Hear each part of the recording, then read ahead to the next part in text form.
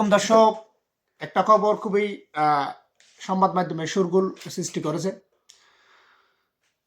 বিগত সরকারের প্রধানমন্ত্রী শেখ হাসিনার ভাগ্নি ব্রিটেনের অর্থ মন্ত্রণালয়ের অর্থনীতি বিষয়ক মন্ত্রী পদত্যাগ করেছেন।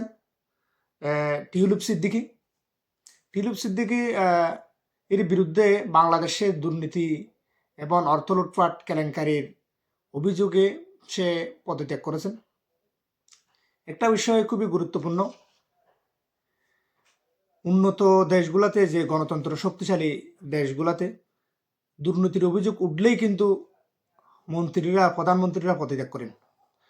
এখন 24শে অগাস্ট বিপ্লবের পরে বাংলাদেশের যে রাজনৈতিক সংস্কারের কথা আমরা বলতেছি, আমাদের দেশে একটা জিনিস দেখা যায়, দুর্নীতির যতই অভিযোগ থাকুক প্রমাণিত হলেও কিন্তু বাংলাদেশে রাজনীতিবিদ, মন্ত্রী, উপমন্ত্রী, প্রধানমন্ত্রীরা কিন্তু পদত্যাগ করেন না।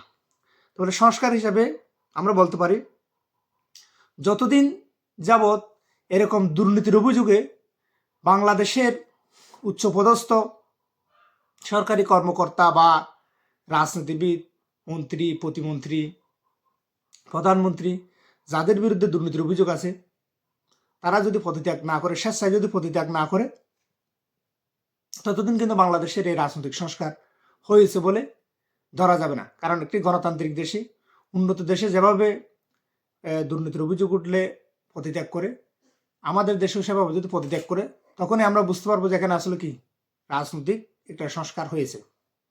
সুতরাং টিউলিপ সিদ্দিকীর বিরুদ্ধে যে অভিযোগ এসেছে, এখানে অভিযোগগুলোর মধ্যে দেখা যাচ্ছে তাকে বিগত সরকারের প্রধানমন্ত্রীর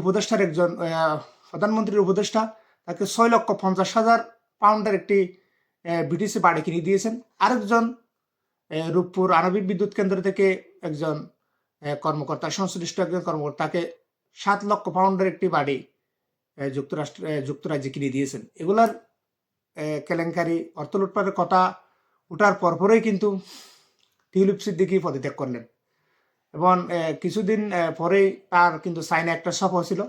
ব্রিটিশ সরকারের পক্ষ থেকে চায়না সফর করার কথা ছিল, কিন্তু আমরা দেখতে পেয়েছি চায়নার সফর থেকে তার নাম বাদ দেওয়া হয়েছে এবং সাথে সাথেই সে ব্রিটেনের প্রধানমন্ত্রী স্টারমার কাছে তার পদত্যাগপত্র জমা দিয়েছেন। ধন্যবাদ।